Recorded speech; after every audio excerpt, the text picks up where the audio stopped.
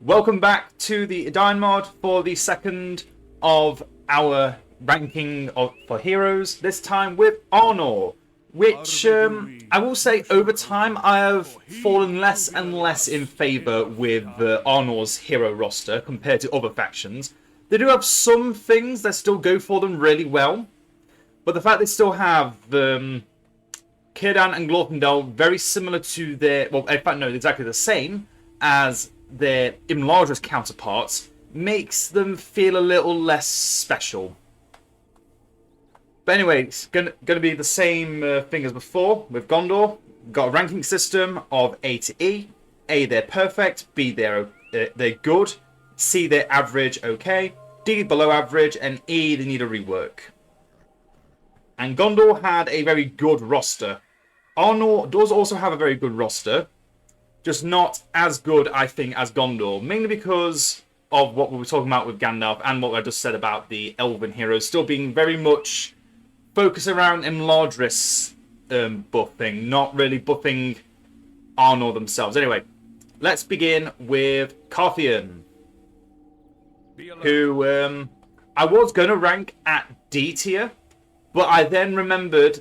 I didn't remember. I reminded myself of the vision range for his tents. If we have a look, that range is good. That's the only reason he's a C tier instead of D tier. It's because his Lone Guardian, the tent, has a good range.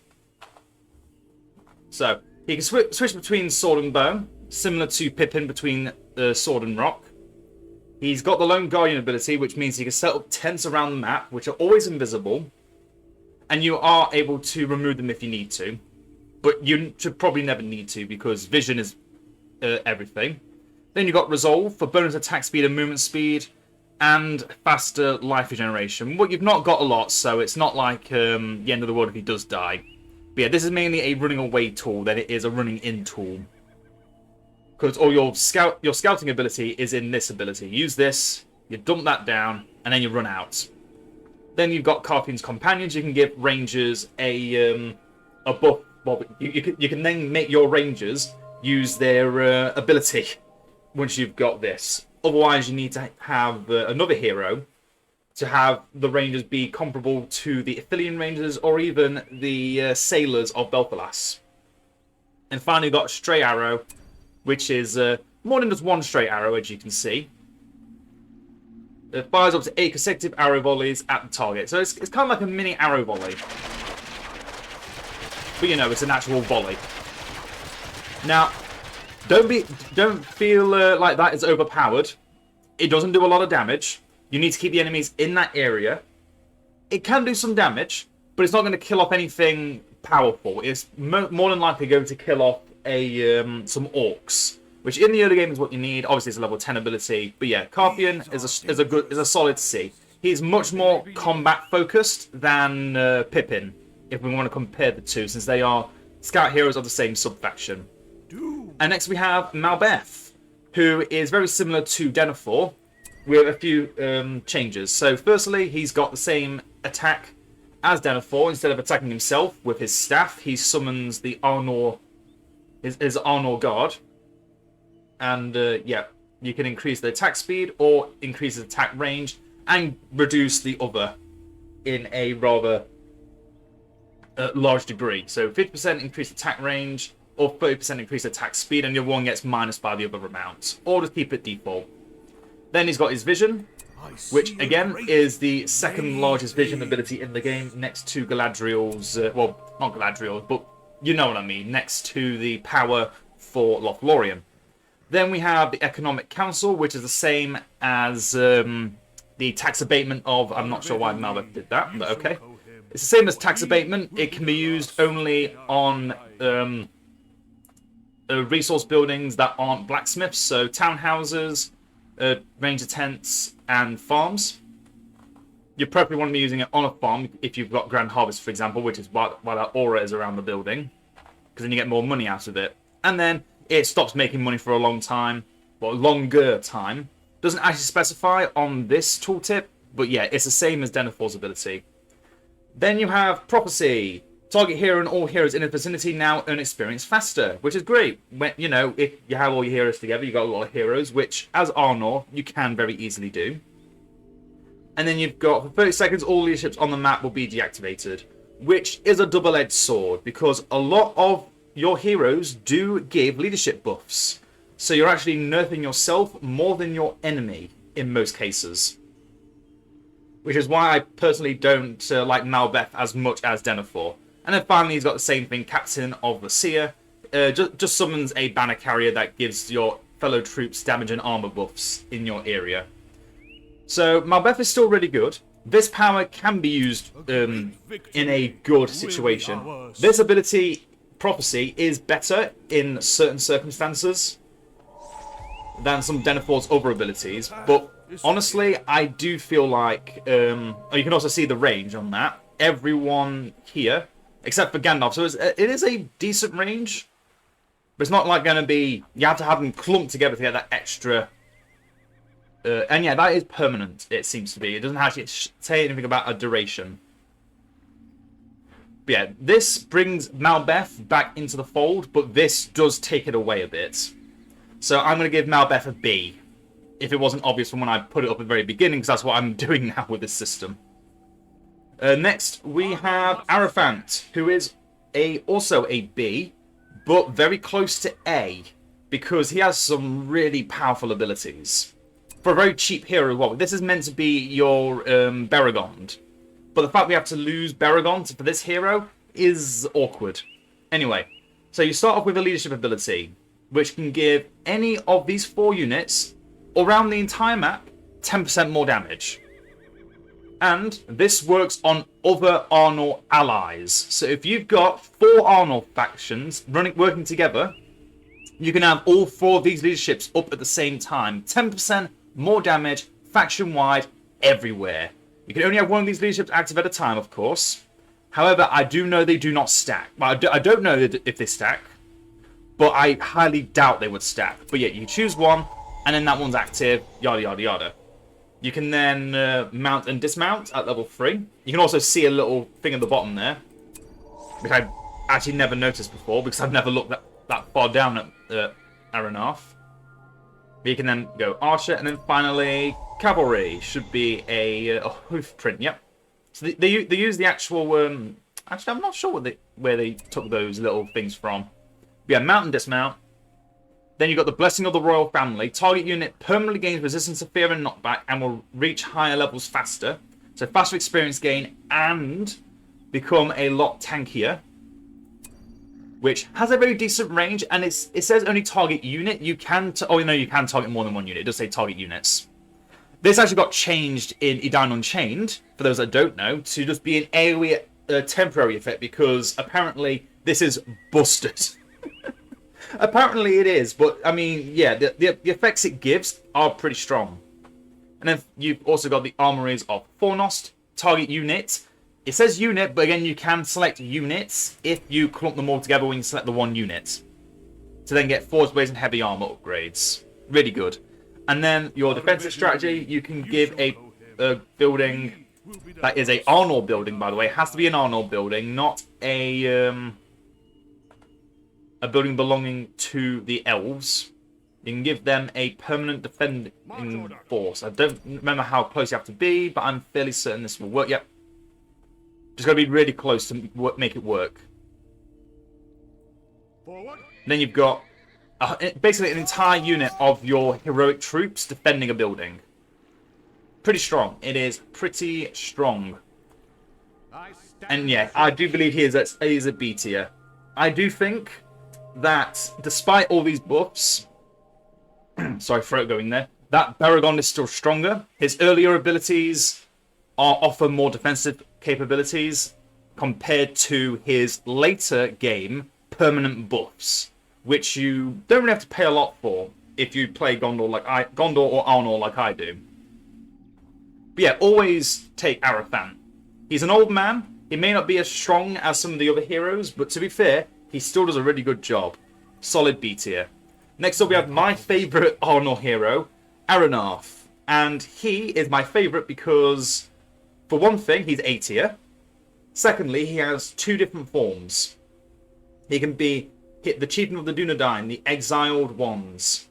Or he could be the Prince of Arnor and get some really good abilities. I'm going to... oh yeah, also, when you're Dunedain of the North, Ranger Aranarth, if you do choose Chieftain of the Dunedain, your Dunedain Rangers can now be made his faithful, and they will get Arrow Volley, the old ability of the Rangers, which is really cool. But also with Aranarth, in his Ranger form, he is one of the fastest hero killers in the game. With his Cripple Shot, his Deadly Sniper ability, could just increase your damage incredibly. You may think it's like... Think of it as like Thranduil from Vanilla, BFME 2, on steroids. That's how strong this guy is. Oh god, my mouse is going everywhere. But he also gets an Arrow Volley, which, if used properly, can just kill a hero in like seconds. Seconds gone. I'm fairly certain his Arrow Volley is stronger. In fact, no, I know for a fact it is stronger. I've seen it in action. It's stronger than Legolas's Arrow Volley. But yeah, in his Prince form, which is the form I prefer, he can mount and dismount. Heroes in the vicinity have extra damage and armor, which is incredible value. He then gets the charge of the Prince. He moves faster and has increased attack speed. I choose the crown. And once you upgrade him to the heir of the Throne of Arnor, which is what I normally do, because for one, he gets a repair ability, which is the same size, if not a little bit larger. Let me just check that. No, it is the same size as a rebuild. But also, he has Aid of the Prince. Allied heroes in his vicinity temporarily gain bonus attack, bonus armor, and their ability cooldown timers are fully recharged. This man is what makes Arnor's roster so strong, because Gandalf, Word of Power, by the way, let's just use that quickly. For one, Word of Power is amazing. And now, Word of Power's back again. Incredible. No other faction has OP abilities and has a refresh. Imladris has some really powerful abilities, but nowhere near as strong as, say... Oh, let's have a look. Everyone around you gets healed and summon reinforcements. These two don't count because they're also part of Imladris. But Word of Power, Lightning Sword, some amazing mass slaying and hero slaying, unit support, unit summons like Arnor. This form is an A tier for sure. His Ranger form is also A tier if we're going to do them separately. But honestly, both forms are amazing. If you want hero killing potential, get the Hero Killer. You want unit support and amazing refresh at level 7, go for this form. And also Charge of Prince is really cool. He used to have a thing for it. I don't know why that's been removed. Probably because they're working on something in the background. I don't know. Next we have the last king of Arnor, before Aragorn of course, Arvedui, and who is also an A tier. For one, he is a very powerful tank. He's your other ring hero. But we're not going to talk about his ring hero form because it is a bit of a double-edged sword in some capacity. But his base form is amazing. Firstly, the weaker he gets, the tougher he is to kill.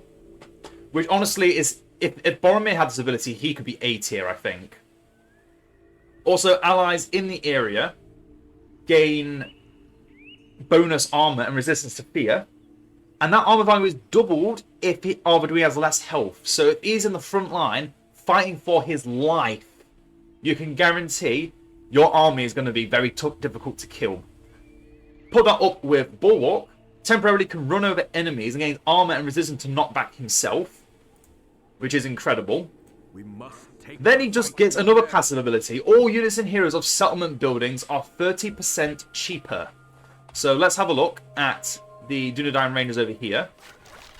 Okay, that doesn't count. I was always wondering why that never worked. But yeah, the Guardians of Linden are actually cheaper thanks to Arvedui, which is incredible.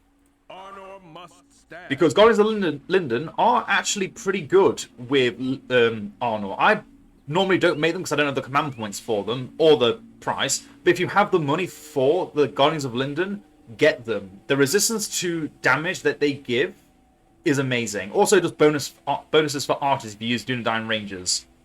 Then we come to the abilities I was talking about just a second ago. Keep standing. Infantry in the target area will be healed, gain experience and armor for a short time.